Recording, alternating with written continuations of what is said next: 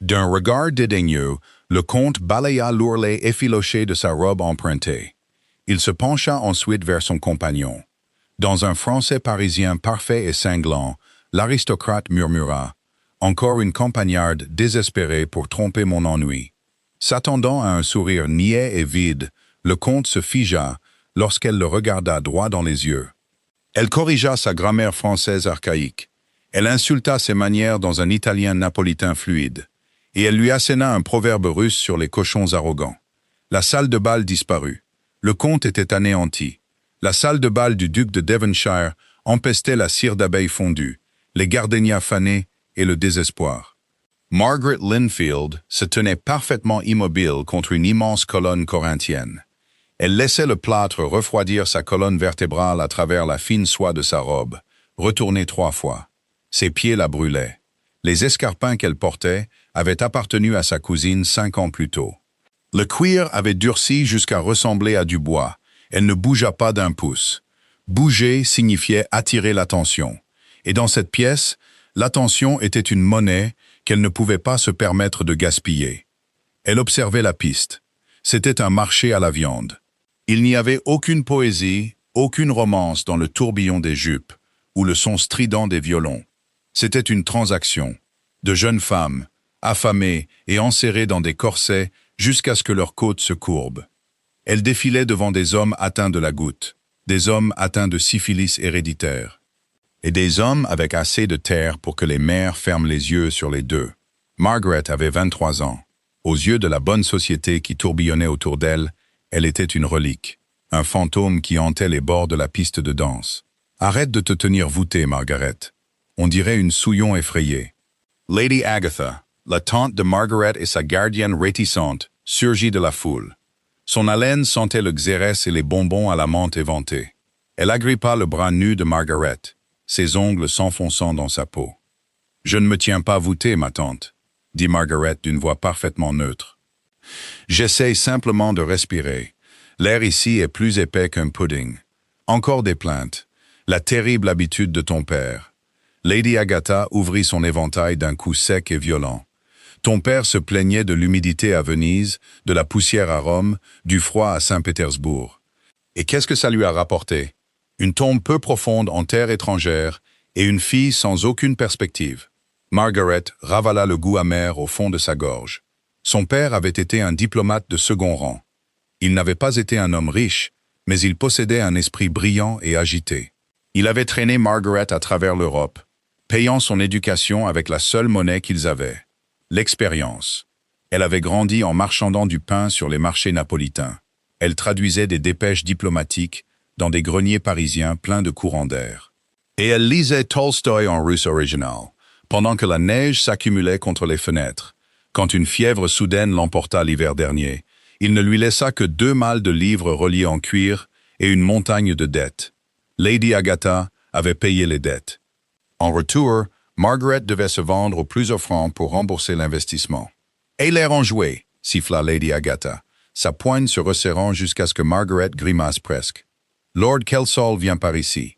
Ne parle que si on t'adresse la parole, et pour l'amour de Dieu, essaye d'avoir l'air douce. » Les hommes détestent les femmes qui ont l'air de faire des calculs dans leur tête. Margaret suivit le regard prédateur de sa tante. Simon Danvers, le comte de Kelsall, se frayait un chemin à travers la foule. Il n'avait pas l'air d'un homme qui appréciait une fête. Il avait l'air d'un homme naviguant dans un marécage. Il était grand, vêtu d'un costume de soirée noir et austère, sans les fioritures de pont prisées par les jeunes dandys. Il y avait une dureté cynique dans sa mâchoire et un épuisement profond, viscéral, dans ses yeux sombres. Il était riche, écœurant de richesse. Margaret avait entendu les murmures dans les salons. Des mines de charbon dans le nord, des routes maritimes à l'est et un domaine dans le Yorkshire qui couvrait 3 codes postaux. Il était le prix incontesté de la saison, et il le savait. Il se déplaçait avec une grâce arrogante, hochant à peine la tête aux mères désespérées qui tentaient de jeter leurs filles sur son chemin.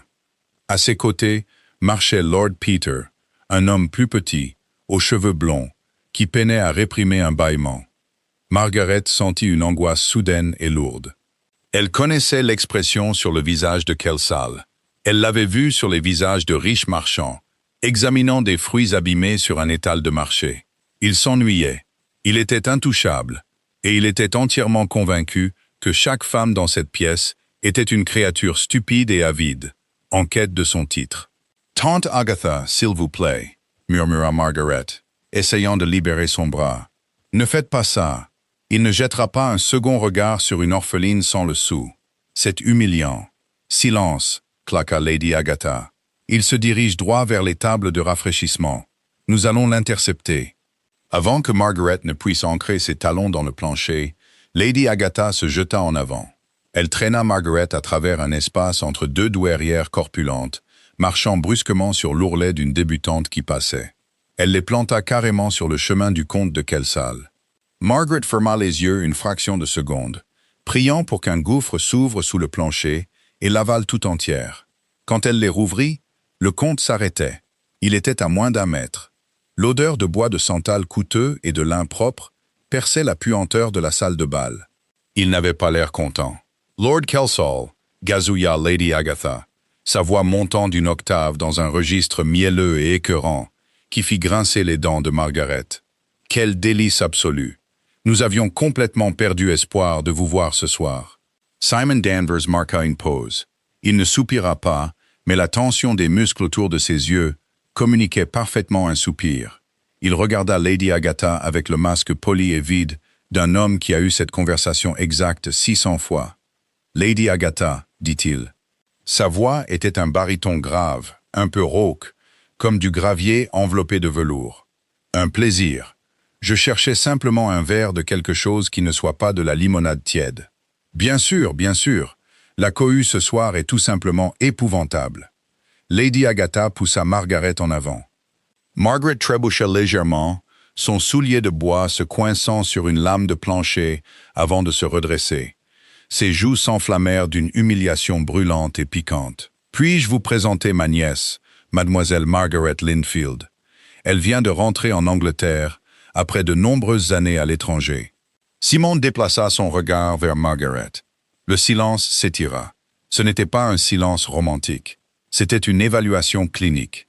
Margaret garda le menton haut, refusant de baisser les yeux vers sa cravate, bien que regarder un père directement dans les yeux soit considéré comme audacieux. Elle vit exactement ce qu'il voyait. Il remarqua la soie ambrée délavée de sa robe, la façon dont le corsage avait été élargi et recousu pour s'adapter à sa silhouette plus large et plus âgée. Il vit l'absence de perles à son cou. Il vit la crispation défensive de sa bouche. « Encore une », disaient ses yeux. Encore une vieille fille désespérée et charitable, sortie du grenier pour essayer de piéger une pension. Margaret sentit ses ongles s'enfoncer dans ses paumes. L'arrogance de cet homme était suffocante. Il se tenait là, sûr de sa richesse, sûr de sa masculinité, jugeant sa valeur aux fils effilochés de sa manche. « Mademoiselle Linfield » dit Simon, son ton totalement dépourvu d'inflexion. Il fit une révérence superficielle et convenue. « Monseigneur » répondit Margaret. Sa voix était calme, stable. Elle ne fit pas une révérence plus profonde que ce que le protocole exigeait. Lord Peter, debout légèrement derrière le comte, se sentit mal à l'aise. « Il fait étouffant ici, n'est-ce pas ?» proposa-t-il, essayant de dissiper la tension lourde et gênante. « En effet, » dit Simon. Il ne quitta pas Margaret des yeux. Il y avait maintenant une étincelle d'irritation en lui. Il était fatigué du jeu. Il était fatigué d'être chassé. Il voulait briser la façade polie de cette vieille femme avide et de sa nièce stoïque à l'air tragique. Il se pencha légèrement vers Lord Peter. Il garda son visage parfaitement composé, un sourire poli et aristocratique peint sur ses lèvres, comme s'il faisait un charmant compliment sur la musique. Quand il parla, sa voix était conversationnelle, destinée entièrement à Peter, mais assez forte pour que Margaret et sa tante l'entendent. « Dieu, ça ne s'arrête jamais », murmura Simon en français. Margaret cligna des yeux. Le sang rugit à ses oreilles, si vite qu'il ressemblait au ressac de l'océan. Simon continua, son accent parisien net, bien qu'un peu rigide. « Regardez-la. Ses vêtements tombent en lambeaux. Une autre fille sans dot, silencieuse et stupide, qui espère qu'un titre la sauvera de la misère. C'est pathétique. Disons une banalité et fuyons. » Le narrateur traduisit. « Regardez-la. Ses vêtements sont en haillons. Une autre fille sans dot, silencieuse et stupide, qui espère qu'un titre la sauvera de la pauvreté. C'est pathétique. Offrons-lui une platitude et fuyons. Lord Peter s'étouffa avec sa propre salive. Il toussa dans sa main, ses yeux s'écarquillant d'horreur en jetant un coup d'œil à Margaret et Lady Agatha. Il savait qu'elle ne pouvait pas comprendre, mais la cruauté pure de le dire en face était une ligne que Simon franchissait rarement. Lady Agatha, reconnaissant la cadence étrangère et supposant que c'était une marque de sophistication, afficha un large sourire niais. « Oh, du français! C'est délicieusement continental, monseigneur. J'ai toujours dit que la langue française est l'âme même de la romance. » Simon sourit en retour à Lady Agatha. C'était un sourire froid et vide. « Tout à fait, madame. L'âme même. » Il se tourna vers Margaret, prêt à lui adresser un bref signe de tête dédaigneux et à s'en aller pour toujours. Il s'attendait à ce qu'elle regarde le sol. Il s'attendait à un regard vide et incompréhensif. Il ne s'attendait pas à ce qu'elle sourit. C'était un petit sourire dangereux. Il n'atteignait pas ses yeux. Ses yeux étaient durs, brillants comme des éclats de silex à la lueur des bougies. La petite souris de campagne stoïque et pathétique avait disparu. Margaret fit un demi-pas en avant. La distance entre eux se réduisit. Elle ne regarda pas Lord Peter. Elle ne regarda pas sa tante. Elle fixa son regard carrément sur les yeux sombres et arrogants du comte de Kelsall. Le silence autour d'eux sembla baisser d'une octave. Le brouhaha de la salle de bal s'estompa en un bourdonnement sourd et lointain. Quand elle parla, sa voix n'était plus basse.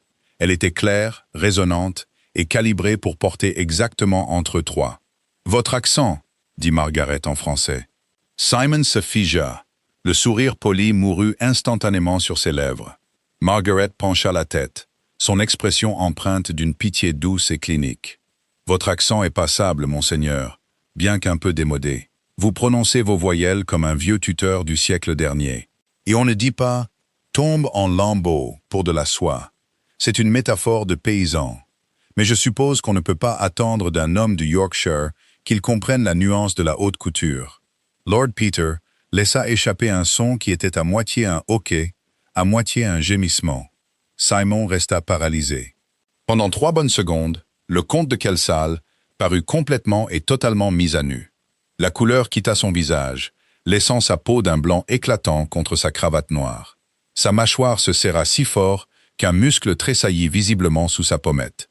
Il avait visé un lapin avec un mousquet, et le lapin avait riposté avec un canon. Lady Agatha les regarda tour à tour, son sourire se figeant en un masque de panique confuse. « Margaret, que dis-tu » Margaret l'ignora. Le Français avait corrigé son arrogance. Maintenant, elle devait s'occuper de ses manières. Elle déplaça son poids, roulant ses épaules en arrière. La langue italienne, lorsqu'elle est parlée correctement, est de la musique. Mais l'italien napolitain, parlé avec le staccato rapide et sec des rues, est un couteau.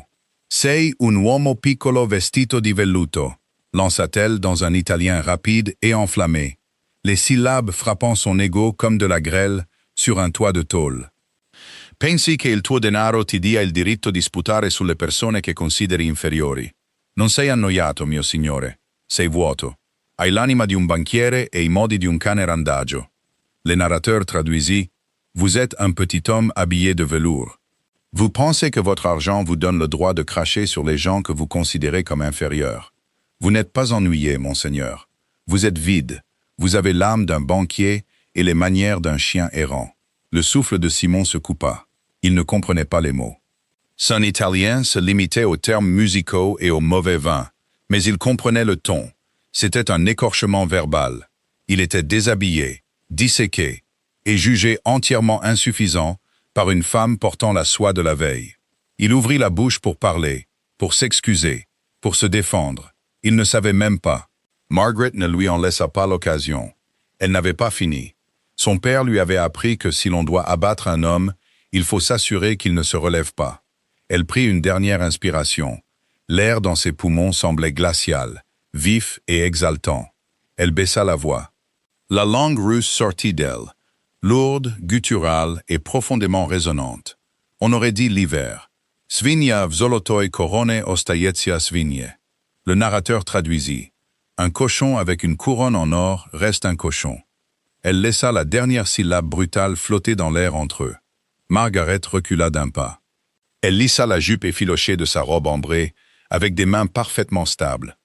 Le feu dans sa poitrine brûlait vivement, consumant l'humiliation et ne laissant qu'une étrange paix froide. « Ce fut un plaisir absolu de faire votre connaissance, Lord Kelsall, » dit Margaret, dans un anglais impeccable et sans accent. « Je vous laisse à votre limonade. Essayez de ne pas vous noyer dedans. » Elle tourna les talons. « Tante, » dit Margaret en passant devant une Lady Agatha complètement déconcertée sans ralentir. « Je vais à la voiture. Vous pourrez me suivre quand vous aurez fini de flatter. » Margaret s'éloigna. Elle ne se pressa pas. Elle garda sa colonne vertébrale rigide, fendant la foule des débutantes et des douairières comme un navire coupe l'eau sombre. Derrière elle, Simon Danvers resta cloué au plancher. « Mon Dieu !» souffla Lord Peter, regardant la silhouette de Margaret s'éloigner. « Simon, mon vieux, je crois qu'elle vient de te tuer. » Simon ne répondit pas. Il ne pouvait pas. Son cœur battait à tout rompre contre ses côtes, un rythme lourd et frénétique qu'il n'avait pas ressenti depuis des années.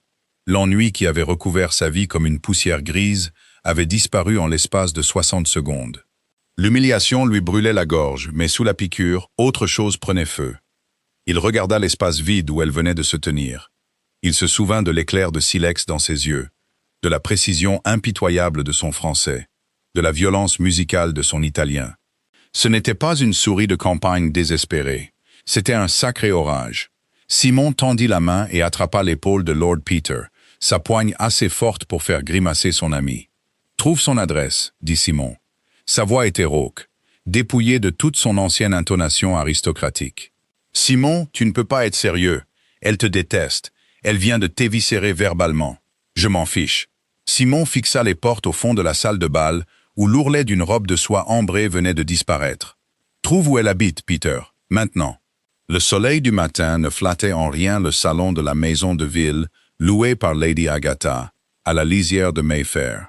Il révélait les taches d'humidité au plafond, illuminait les grains de poussière, dansant sur le tapis usé, et soulignait les bords jaunis des rideaux de dentelle. Margaret était assise près de la fenêtre. Elle raccommodait l'ourlet de la robe de soie ambrée. Le fil qu'elle utilisait était d'une couleur légèrement différente, une nuance trop vive, mais cela n'avait guère d'importance. Elle ne porterait probablement plus jamais cette maudite chose. Lady Agatha était allongée sur la chaise longue, un chiffon humide pressé sur ses yeux. Elle avait finalement acculé une connaissance francophone au bal, peu après le départ spectaculaire de Margaret. La traduction de la tirade de Margaret avait conduit Lady Agatha à consommer 3 verres de brandy médicinal à son retour. « La ruine » gémit Lady Agatha dessous le chiffon. Sa voix était un croassement sec. « La ruine totale et absolue. Tu as insulté un comte, un homme qui possède la moitié du Yorkshire. Tu l'as traité de cochon. » « Un cochon avec une couronne en or », corrigea Margaret, sans lever les yeux de son aiguille. La distinction est importante. Elle implique que la richesse n'achète pas le savoir-vivre. Je serai banni de la société. Tu t'y accrochais à peine, ma tante. Lady Agatha retira le chiffon de son visage et foudroya sa nièce du regard. Ingrate, je t'ai recueilli. J'ai payé le tailleur de ton père, et c'est ainsi que tu me rembourses en déclarant la guerre au père le plus puissant de Londres. Nous devrons partir pour la campagne aujourd'hui, avant que les chroniques mondaines ne publient l'histoire. Margaret enfonça l'aiguille dans la soie épaisse. Je doute que Lord Kelsall aille courir voir les journaux, pour annoncer qu'il s'est fait remettre à sa place par une vieille fille sans le sou. Les hommes comme lui enterrent leurs humiliations. Ils ne les affichent pas. Un coup sec et lourd à la porte d'entrée fit vibrer les vitres. Les 2 femmes se figèrent. Lady Agatha se redressa d'un bond, le chiffon humide tombant sur ses genoux. À cette heure, une visite était tout à fait inconvenante. On frappa de nouveau. Ce n'était pas le coup poli et hésitant d'un voisin. C'était une exigence. Elles entendirent les pas traînants de leur unique bonne surmenée dans le couloir. La porte d'entrée s'ouvrit en grinçant. Une voix masculine grave murmura quelque chose d'indistinct. La bonne poussa un petit cri. Des bottes lourdes foulèrent le parquet du couloir. Elles n'attendirent pas d'invitation. La porte du salon s'ouvrit brusquement. Simon Danvers, le comte de Kelsall, se tenait dans l'embrasure. Il semblait aspirer tout l'oxygène de la pièce. Il portait un lourd manteau d'équitation anthracite, qui sentait la laine humide et les chevaux.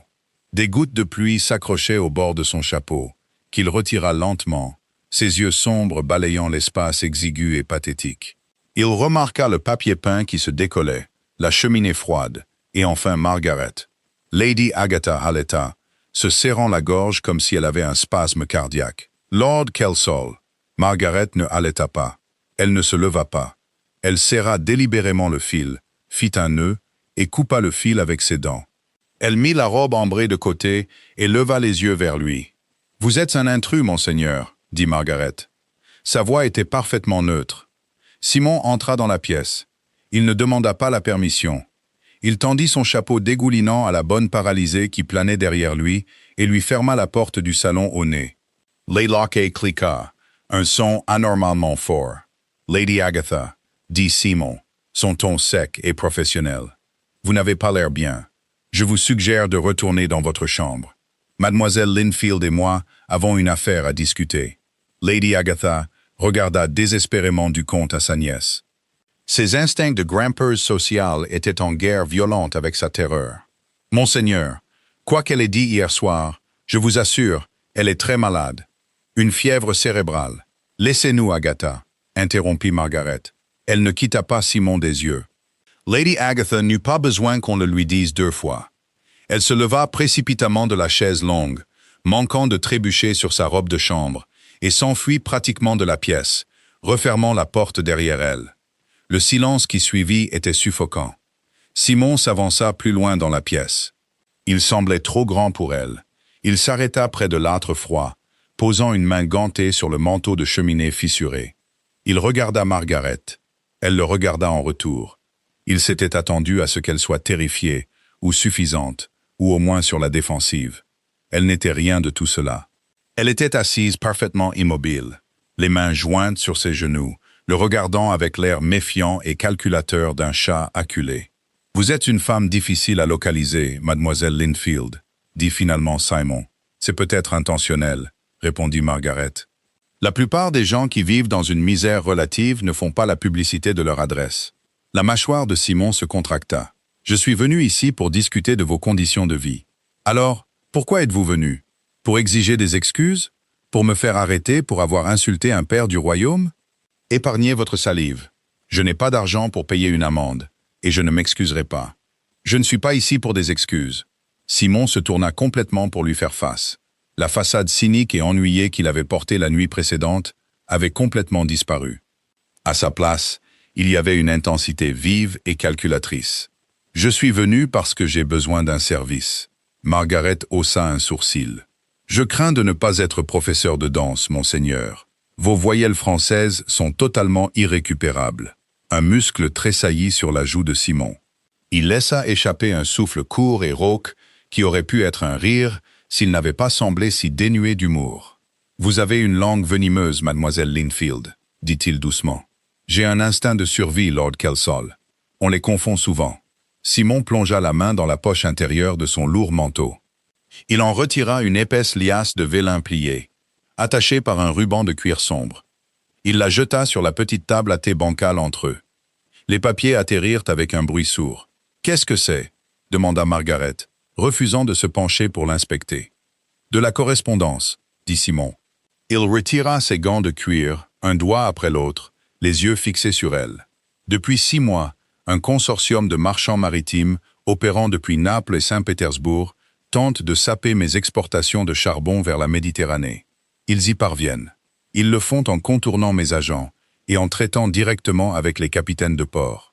Margaret le regarda, complètement déconcertée. Fascinant. Et qu'est-ce que cela a à voir avec moi, exactement? Ces lettres ont été interceptées par un de mes capitaines la semaine dernière. Elles détaillent les pots de vin exacts, les horaires et les noms des fonctionnaires portuaires impliqués dans cette manœuvre. Alors, faites-les traduire par vos commis et portez l'affaire devant les autorités commerciales. Mes commis, dit Simon, sa voix baissant à un registre grave et dangereux, sont actuellement soupçonnés d'être payés par le consortium même qui essaye de ruiner mes affaires.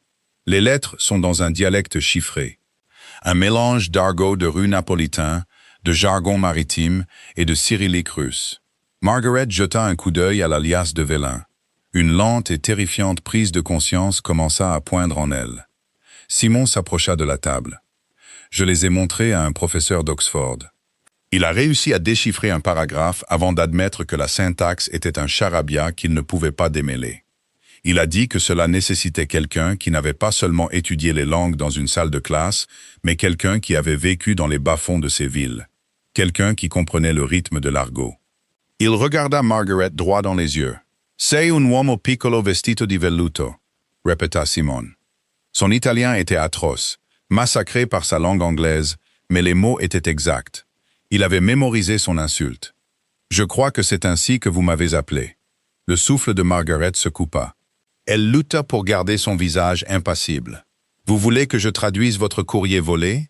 dit-elle lentement. « Je veux que vous décodiez la destruction de mes concurrents, » corrigea Simon. « J'ai besoin de quelqu'un de complètement déconnecté de mes affaires, quelqu'un que mes ennemis ne connaissent pas. Et plus important encore, quelqu'un dont j'ai personnellement fait l'expérience de la cruauté absolue. Je ne suis pas une commise. Non, vous êtes une femme sans dot, sans perspective, et avec une tante qui dépend entièrement de votre capacité à attraper un mari avant que le boucher ne cesse de lui faire crédit. » La vérité brutale frappa Margaret comme un coup physique. Elle tressaillit, ses ongles s'enfonçant dans ses paumes. L'arrogance pure de cet homme, d'entrer chez elle, de la dépouiller de sa dignité et d'étaler sa pauvreté sur la table. « Sortez », murmura Margaret. Simon ne bougea pas. « Je vous paierai. » J'ai dit sortez. 3000 livres. Le chiffre flotta dans l'air humide du salon. C'était absurde. C'était stupéfiant. 3000 livres, ce n'était pas seulement de l'argent. C'était la liberté. C'était assez pour rembourser les dettes cachées restantes de son père. C'était assez pour acheter un cottage dans le Somerset, loin de Lady Agatha, loin des ricanements suffocants de la ville. C'était l'indépendance. Margaret déglutit difficilement. Elle regarda la porte. Elle regarda les lettres. Elle le détestait. Elle détestait la coupe sévère de son manteau, la ligne inflexible de sa bouche, le fait qu'il puisse jeter une somme d'argent qui changerait toute la trajectoire de sa vie, comme s'il donnait un pourboire à un garçon d'écurie. « Pourquoi moi ?» demanda Margaret, la voix tendue. « Vous avez des ressources infinies.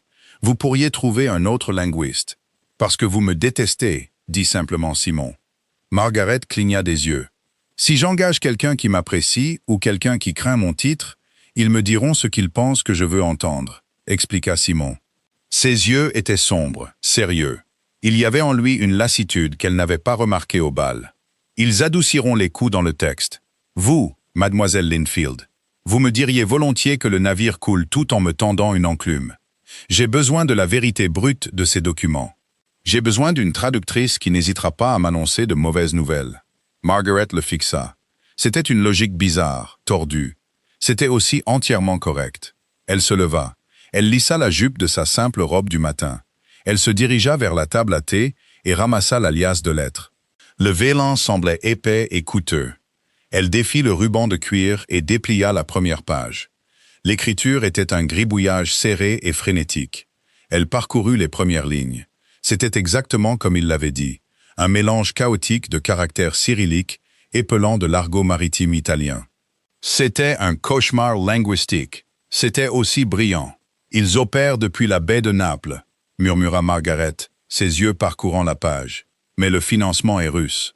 Orlov, très probablement. La syntaxe du deuxième paragraphe implique un port d'hiver. Simon resta parfaitement immobile. Il regarda son visage changer. Le masque stoïque et amer fondit, remplacé par une concentration intense et acérée. Ses yeux allaient et venaient, ses lèvres bougeant silencieusement, tandis qu'elle assemblait le puzzle. « Pouvez-vous le faire ?» demanda-t-il. Margaret plia la lettre et la tapota contre sa paume. Elle le regarda.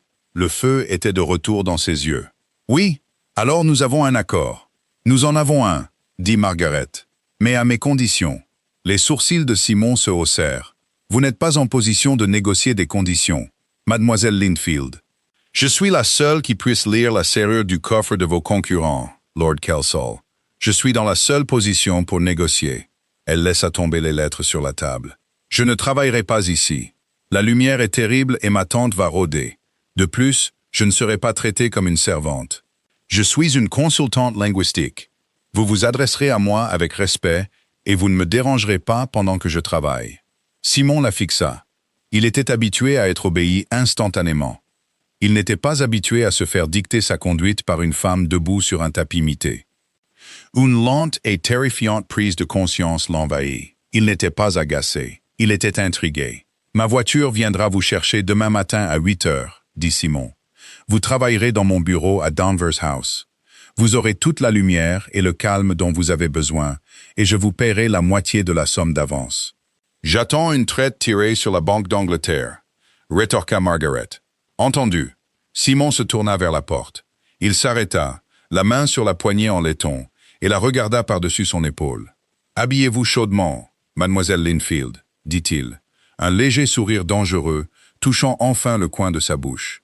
Ma maison est grande, elle a tendance à être froide. Je suis tout à fait habitué au froid, monseigneur, répondit Margaret. J'ai survécu à votre compagnie hier soir, n'est-ce pas? Le sourire disparut. Simon ouvrit la porte et sortit. Danvers House n'était pas une maison. C'était une forteresse d'acajou, de marbre et de silence. Margaret était assise à un immense bureau en chêne dans un coin de la bibliothèque privée du comte. La pièce sentait le vieux papier, le tabac à pipe et la cire d'abeille. 2 murs entiers étaient tapissés de livres derrière des vitres grillagées en laiton. Les fenêtres étaient d'immenses panneaux de verre qui donnaient sur une place londonienne triste et détrempée par la pluie. Elle travaillait depuis 4 heures. Ses doigts étaient tachés d'encre noire et une douleur sourde lui martelait la base du crâne. Le chiffre était incroyablement complexe. Les auteurs utilisaient des marchandises comme métaphore pour les pots de vin. La soie signifiait des lingots d'or, le grain des faveurs politiques, et le fer la violence physique. Simon était assis de l'autre côté de la pièce, enfoncé dans un profond fauteuil à oreilles en cuir, près de la cheminée rugissante. Il n'avait pas dit un mot depuis 2 heures. Il examinait des registres, le front plissé, une paire de lunettes de lecture à monture métallique perchée sur son nez.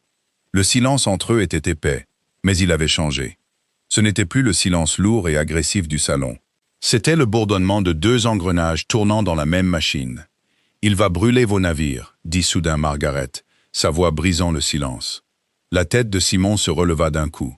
Il retira ses lunettes. « Quoi ?» Margaret tapota le parchemin devant elle. « Le russe, Volkov. Il écrit à son homologue napolitain. Il dit que le charbon du Yorkshire est trop lourd. Laissez-le faire le couler dans le port avant que les droits de douane ne soient payés. » Simon se leva et traversa la pièce en 3 longues enjambées. Il contourna le bureau, se tenant juste derrière son épaule. Il se pencha pour regarder la lettre. L'odeur de bois de santal et de savon propre l'enveloppa. Margaret se raidit, très consciente de sa proximité. « Montrez-moi », exigea-t-il.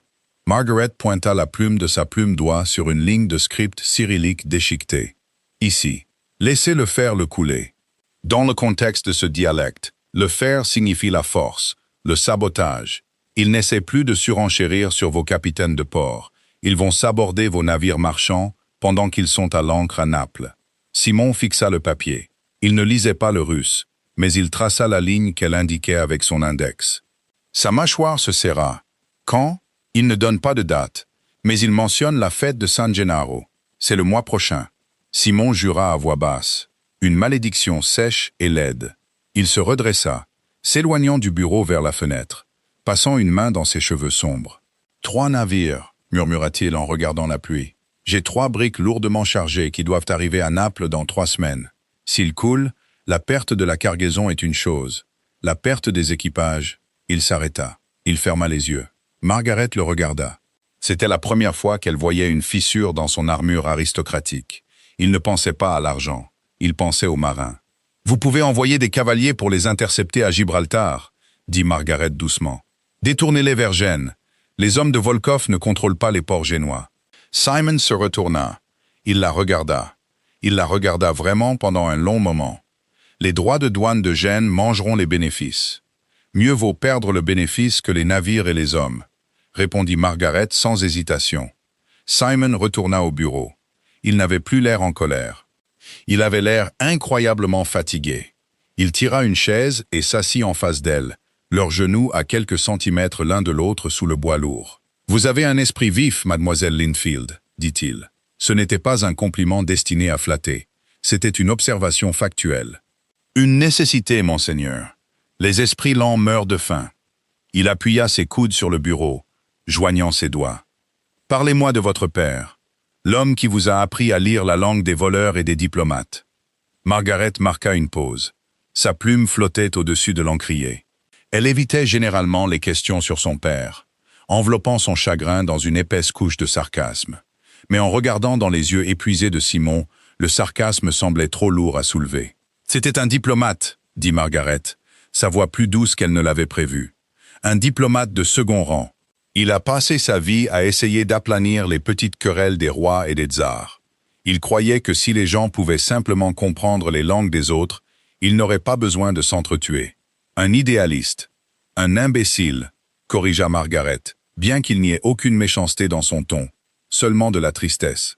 Il est mort endetté parce qu'il payait pour des traductions au lieu de payer le loyer.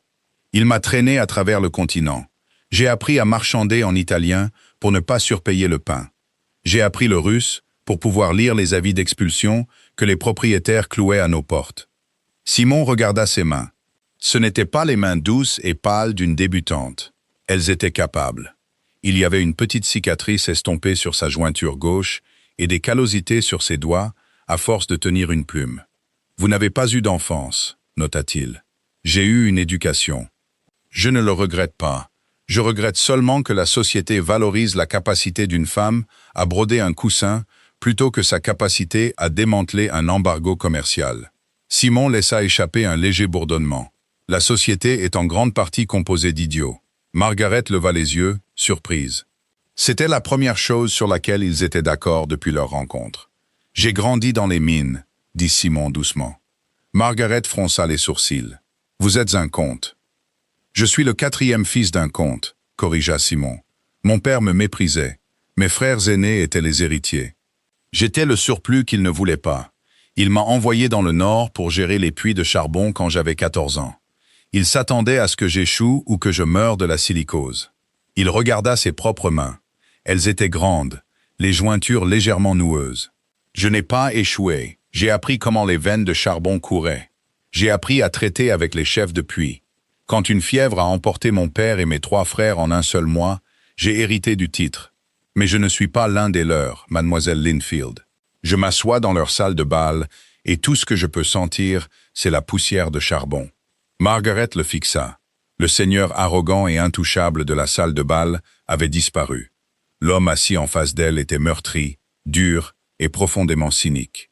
C'était un survivant, tout comme elle. « Pourquoi m'avez-vous insulté en français ?» demanda-t-elle doucement. Simon ne broncha pas. Il la regarda droit dans les yeux. « Parce que je vous ai vu debout contre ce pilier, avec l'air de vouloir mettre le feu à la pièce. Parce que j'ai reconnu l'expression sur votre visage. Vous détestiez tout le monde dans cette pièce, y compris vous. Surtout moi, acquiesça-t-il. Et je voulais voir si vous alliez craquer ou si vous alliez vous défendre. Je voulais voir si le feu était réel. C'était un test cruel. Je suis un homme cruel. Non, dit Margaret, sa voix à peine un murmure dans la bibliothèque silencieuse. Vous êtes juste fatigué. Le souffle de Simon se coupa. Il la fixa, l'air entre eux devenant soudainement très mince, très chargé. Il se pencha en avant, la distance entre eux se réduisant au-dessus des lettres éparpillées et tachées d'encre. Un coup sec à la porte de la bibliothèque brisa l'instant. Ils sursautèrent tous les deux comme s'ils avaient touché une plaque chauffante. Simon se leva immédiatement, son visage reprenant un masque d'indifférence polie. « Entrez !» lança-t-il, sa voix un aboiement rauque. Lord Peter ouvrit la porte. Il regarda entre eux deux, sentant la tension lourde et crépitante dans la pièce, et se racla la gorge maladroitement. « Mes excuses, Simon. Mademoiselle Linfield, je ne voulais pas interrompre, » dit Peter, regardant partout sauf vers eux. « Mais il y a un gentleman dans le foyer, un certain Monsieur Thornton. Il prétend représenter l'autorité commerciale napolitaine. Il dit qu'il doit vous parler immédiatement. » Margaret baissa les yeux sur les lettres chiffrées sur le bureau. Elle releva les yeux vers Simon. Le fragile pont de compréhension qui venait de se former entre eux disparut, remplacé par la réalité froide et immédiate de la guerre qu'ils menaient. « Continuez à traduire », lui ordonna Simon, sa voix dépourvue de la vulnérabilité qu'il avait montrée 10 secondes plus tôt. « Trouvez-moi tous les noms dans ces documents. » Il sortit de la bibliothèque, laissant Margaret seule avec l'odeur d'encre, de tabac et la réalisation soudaine et terrifiante qu'elle ne détestait plus le comte de Kelsall. La lourde porte en chêne se referma, scellant Margaret à l'intérieur de la bibliothèque. Le silence fut immédiat, mais il n'était plus paisible. C'était le silence vibrant et tendu d'un fil étiré, juste avant qu'il ne se rompe. Margaret fixa la porte pendant 10 secondes. Elle baissa les yeux sur les lettres chiffrées. L'encre semblait se moquer d'elle, un fouillis chaotique de Russes et d'Italiens qui détenaient le sort de centaines de marins et une vaste fortune. Elle ramassa sa plume. Elle la trempa dans l'encrier, le liquide sombre s'accrochant à la pointe comme une lourde goutte de sang. Elle ramena ses yeux sur le parchemin. « Trouvez-moi tous les noms », avait-il ordonné. Elle parcourut l'écriture déchiquetée de la lettre de Volkov, ses yeux balayant les métaphores de grain, de soie et de fer. Elle chercha les intermédiaires, les hommes qui facilitaient les pots de vin. Le texte était incroyablement dense, l'argot napolitain tordant l'alphabet cyrillique en un code bâtard. 3 paragraphes plus bas, elle le trouva. Ce n'était pas un nom propre. C'était un titre suivi d'une description physique, écrite dans une orthographe phonétique grossière. Le chien qui garde la porte anglaise. Il mange notre grain. Il a la marque de la vérole sur la mâchoire.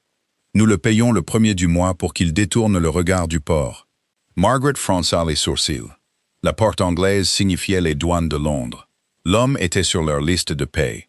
C'était lui qui s'assurait que les faux manifestes étaient approuvés, permettant aux navires de Volkov d'accoster sans suspicion, tandis que les navires de Simon étaient ciblés à l'étranger. Elle repoussa le parchemin et tira le registre de Simon vers elle.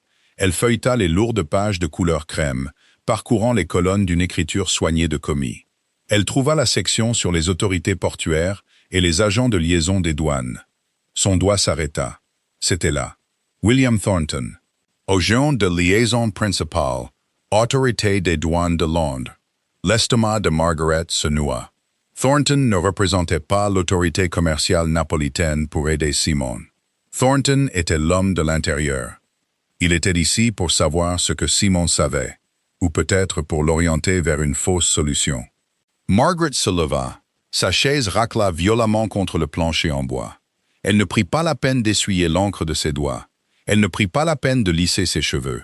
Elle traversa la bibliothèque, ouvrit la porte en grand et sortit dans le grand couloir retentissant de Danvers House. Le foyer était un espace caverneux de marbre noir et blanc, dominé par un escalier majestueux. Simon se tenait près des portes d'entrée, les mains jointes derrière le dos, sa posture rigide. Lord Peter planait nerveusement près d'une fougère en peau. En face de Simon se tenait un homme dans un manteau bien coupé. Il était beaucoup trop calme. Il tenait une canne à pommeau d'argent et parlait d'une cadence douce et étudiée.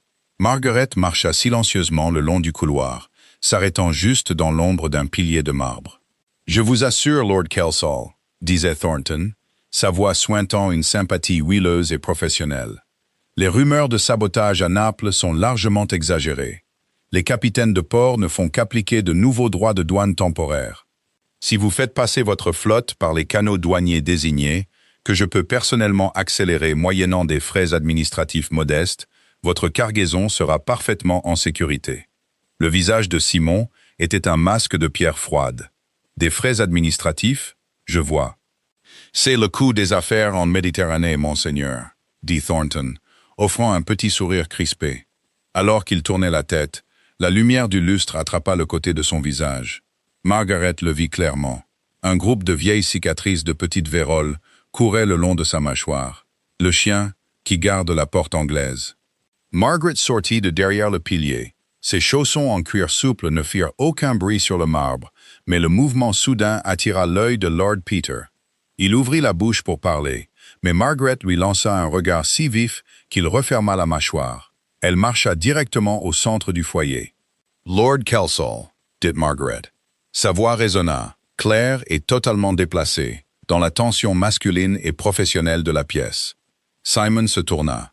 Un éclair d'irritation traversa ses traits, rapidement remplacé par de la confusion. « Mademoiselle Linfield, je vous ai dit de rester dans la bibliothèque. » Thornton se tourna également, regardant Margaret avec la supériorité polie et dédaigneuse d'un homme qui considère les femmes comme entièrement décoratives.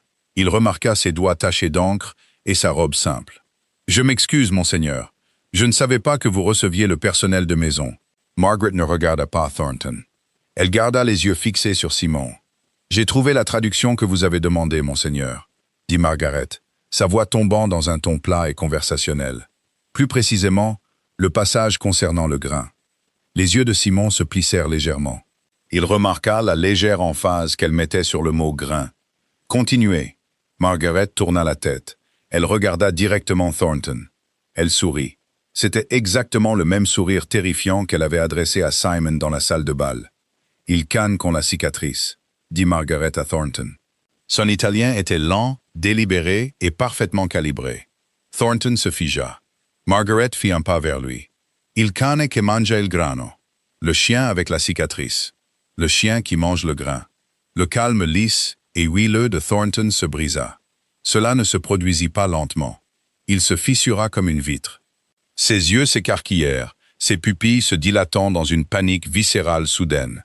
La couleur quitta complètement son visage, laissant les cicatrices de petites vérolles sur sa mâchoire ressortir en un relief blanc et saisissant. Sa main se resserra si fort sur sa canne que ses jointures craquèrent. Il la comprenait. Il ne parlait pas parfaitement italien, mais il connaissait l'argot de la rue de ses employeurs. Il connaissait le mot pour chien. Il connaissait le mot pour grain. Et il savait qu'il venait d'être démasqué. Simon n'avait pas besoin de parler italien pour lire la terreur pure sur le visage de Thornton. Le comportement du comte changea en une fraction de seconde. La raideur aristocratique disparut, remplacée par le danger létal et tranchant d'un homme qui avait grandi en se battant dans les fosses. Simon fit un pas en avant. La distance entre lui et Thornton disparut. « Peter », dit Simon. Sa voix était très calme, très basse et absolument terrifiante. « Verrouillez les portes d'entrée. » Lord Peter n'hésita pas. Il plongea pratiquement sur les lourds verrous en laiton, les enfonçant avec un claquement métallique sonore. Thornton recula en levant les mains. « Monseigneur, je ne comprends pas ce que cette femme dit. C'est un outrage. Je suis un représentant de la couronne. »« Vous êtes un voleur », interrompit doucement Simon. Il tendit ses grandes mains, les refermant sur les revers du manteau impeccable de Thornton. Il projeta l'homme en arrière, contre le chêne lourd de la porte d'entrée. Le son résonna comme un coup de feu dans le foyer. « Vous acceptez de l'argent russe pour noyer mes marins. »« Non, monseigneur, s'il vous plaît, » haleta Thornton, sa canne tombant sur le sol en marbre. Simon se pencha, son visage à quelques centimètres de celui de Thornton. « Qui est le contact à Naples? »« Donnez-moi le nom, Thornton, ou je jure devant Dieu que je demanderai à mon cocher de vous attacher à l'arrière d'un cheval et de vous traîner jusqu'au Yorkshire. » Margaret regardait. Son cœur battait violemment contre ses côtes, mais elle ne détourna pas le regard. C'était la réalité du monde dans lequel elle avait grandi. Le pouvoir n'était pas seulement des titres et des salles de bal. C'était un levier. C'était la violence. C'était la survie. Castillo, s'étouffa Thornton, ses yeux roulants de panique. Son nom est Castillo. Il dirige les quais sud. Il reçoit les cargaisons de Volkov. Je ne fais qu'approuver les manifestes ici. C'est tout ce que je fais, je le jure. Simon le fixa pendant un long et lourd moment, puis il le lâcha. Thornton s'affaissa contre la porte, haletant. « Peter, » dit Simon, s'époussetant les mains comme s'il venait de manipuler quelque chose de pourri. « Emmenez M. Thornton chez le magistrat. Dites-leur que le comte de Kelsall porte plainte pour trahison, fraude et sabotage d'entreprise. Utilisez ma voiture. »« Tout de suite, Simon, » dit Peter, sa voix étonnamment stable. Il attrapa Thornton par le bras, éloignant l'homme tremblant de la porte. Simon ne les regarda pas partir. Il se tenait au centre du foyer, sa poitrine se soulevant légèrement, ses cheveux sombres tombant sur son front. Lentement, il se tourna pour regarder Margaret. L'adrénaline s'estompait, laissant un silence lourd et chargé dans son sillage. « Il vous a comprise, » dit Simon. « C'est vrai ?» répondit Margaret. Ses mains tremblaient légèrement. Elle les joignit devant sa jupe pour les cacher. « C'est leur homme à Londres. Si vous contournez Castillo à Naples, vos navires seront en sécurité. » Simon la fixa. Il regarda ses doigts tachés d'encre, sa robe simple, ses yeux féroces et inébranlables. Il avait engagé une linguiste. Il avait obtenu une arme. « Retournez à la bibliothèque, » dit Simon doucement. « Nous devons finir les traductions. » Il leur fallut 3 jours de plus pour dépouiller les lettres. Ils travaillaient dans un rythme étrange et intime. Margaret traduisait le chaos en informations claires et exploitables. Simon rédigeait des ordres à ses capitaines, ses agents et ses banquiers. Ils ne parlaient presque de rien d'autre que du travail. Mais le silence entre eux n'était plus froid. Il était confortable. Il était dangereux. Le soir du 4e jour, Margaret posa sa plume. L'encre dans l'encrier était presque sèche. La lourde liasse de vélin avait été réduite à une pile soignée de registres en anglais. « C'est terminé », dit-elle. Sa voix était rauque. Simon leva les yeux de son bureau. Il avait l'air terrible. Il ne s'était pas rasé depuis 2 jours, et des cernes sombres marquaient la peau sous ses yeux. Il avait l'air plus humain qu'elle ne l'avait jamais vu. Il se leva, se dirigea vers un petit coffre-fort en fer dans un coin de la pièce et tourna la molette. La lourde porte s'ouvrit. Il en sortit une enveloppe blanche et impeccable et retourna au bureau. Il posa l'enveloppe devant Margaret.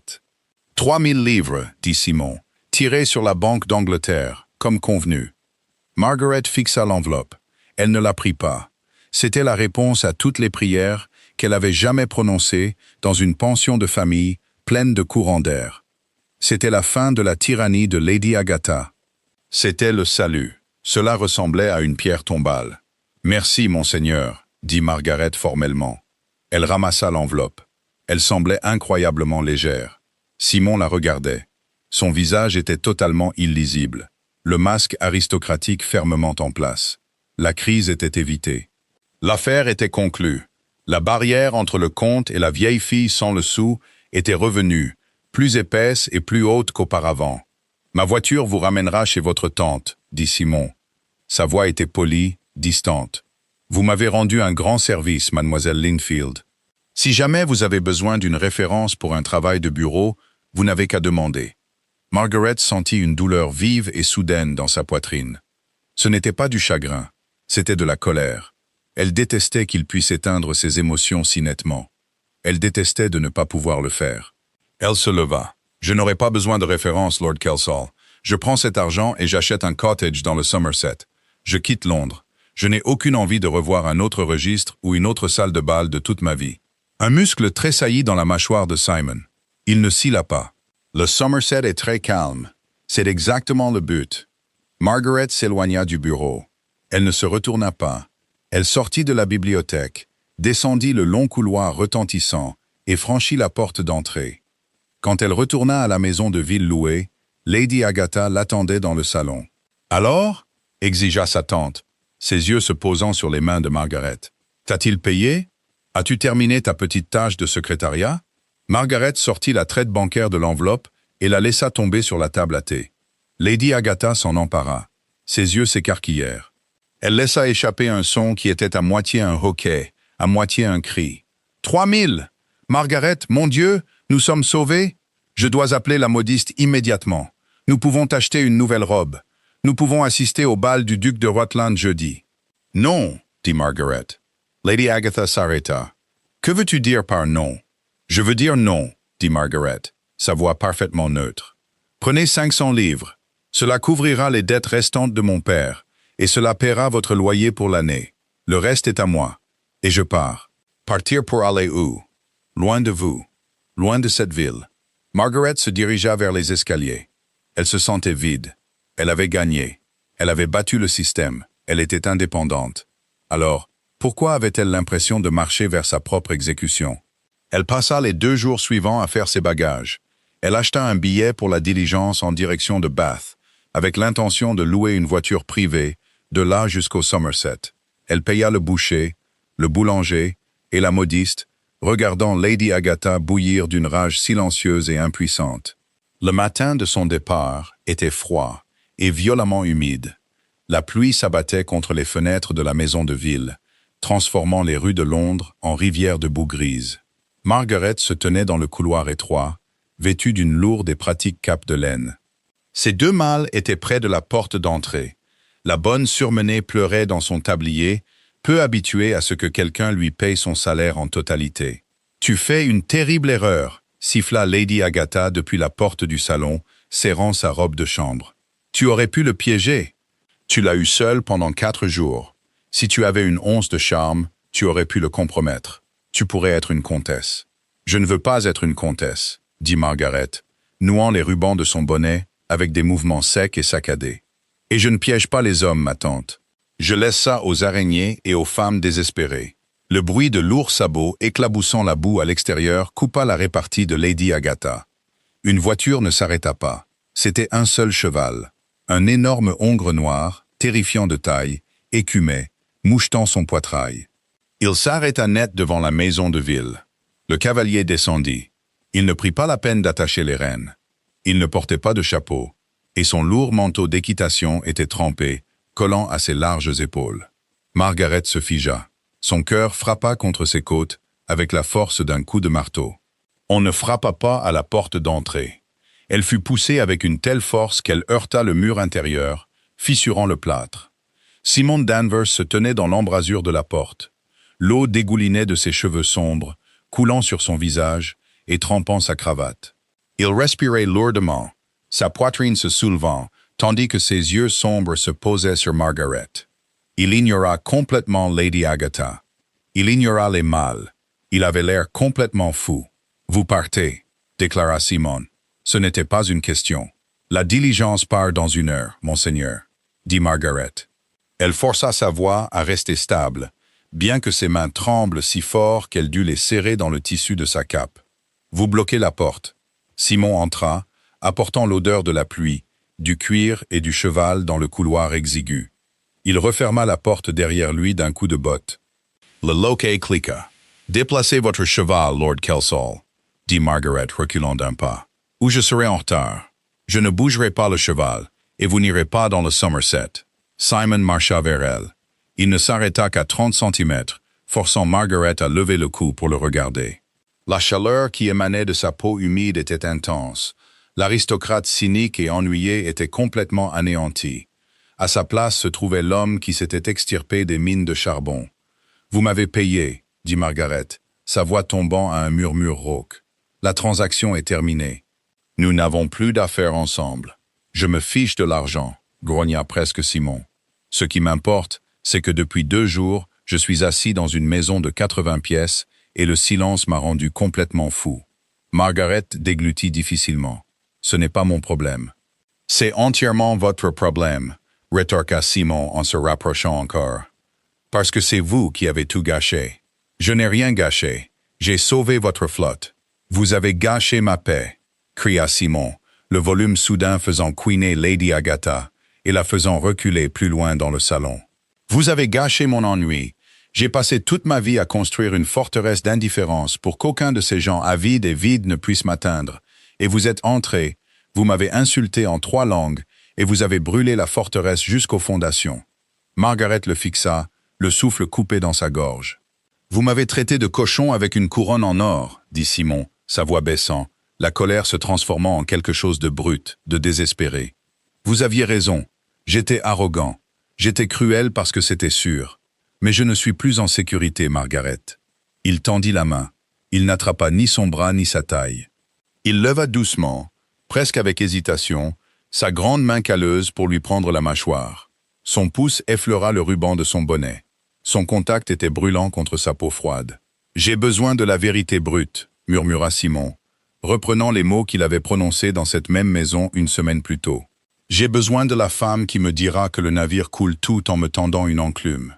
J'ai besoin de l'orage. » Les yeux de Margaret brûlaient.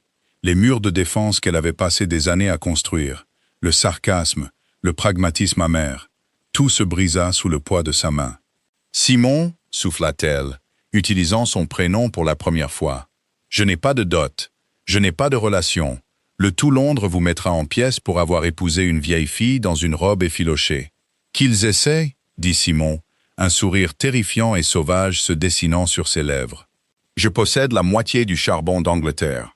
Je peux tous les geler d'ici décembre. » Il la regarda, ses yeux sombres, intenses et entièrement vulnérables. « N'allez pas dans le Somerset. Venez dans le Yorkshire. Battez-vous avec moi. Traduisez mes registres. Insultez-moi en russe quand je suis un idiot. Épousez-moi. » Ce n'était pas une demande en mariage fleuri. Il n'y avait pas de poésie, pas de genoux à terre, pas de mention des étoiles ou de la lune. C'était ancré dans la terre, l'encre et la réalité. C'était un partenariat. C'était exactement ce qu'elle voulait. Margaret le regarda. Elle laissa le silence s'étirer. Juste une seconde.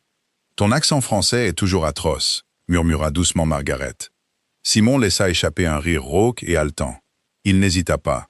Il la tira contre son lourd manteau humide et posa sa bouche sur la sienne. Ce n'était pas un baiser doux et poli. C'était féroce, désespéré et possessif. Il avait le goût de la pluie et de l'inévitable.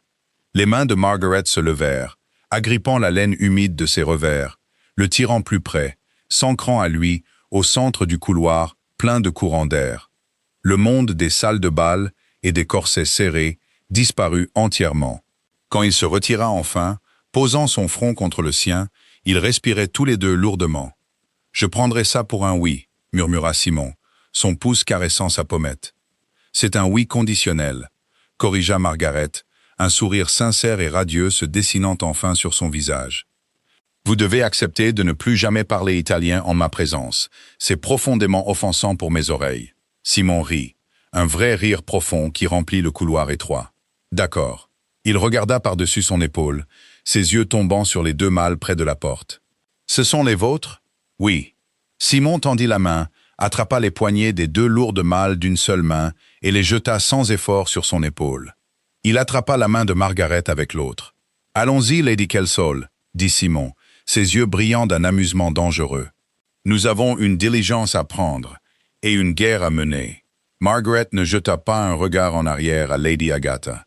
Elle sortit sous la pluie battante, tenant la main du comte de Kelsall, prête à mettre le feu au monde. Et c'est ainsi que l'on gagne une guerre sans tirer un seul coup de feu. Margaret n'a pas seulement survécu à la cage dorée et toxique de la haute société, elle l'a complètement brisée, en utilisant son esprit brillant, sa langue acérée et son refus de reculer. Simon a réalisé qu'il ne voulait pas d'un ornement silencieux. Il voulait une partenaire qui pourrait se battre dans les tranchées avec lui. Si vous avez aimé cette bataille d'esprit féroce et cette fin profondément satisfaisante, explosez ce bouton j'aime, partagez cette histoire avec vos amis et abonnez-vous à la chaîne pour plus de drames romantiques épiques.